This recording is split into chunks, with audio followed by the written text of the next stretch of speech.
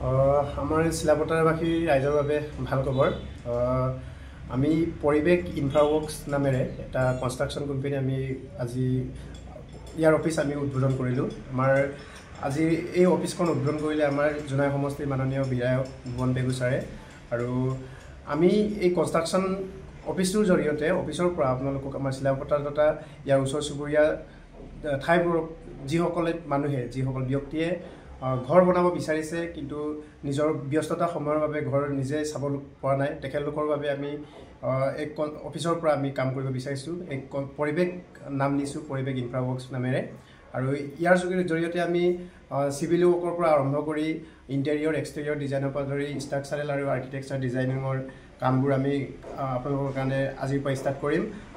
যিসকল ব্যক্তিয়ে আমাৰ লগত যোগাযোগ কৰিব বিচাৰে তেখেতলোকক আমি 2টা নম্বৰ আপোনালোকৰ বাবে মুকলি কৰি দিছোঁ। এই নাম্বাৰত কণ্টেক্ট কৰি আপোনালোকে কনচালটেশ্যনৰ কাম কৰিব পাৰে। ধন্যবাদ।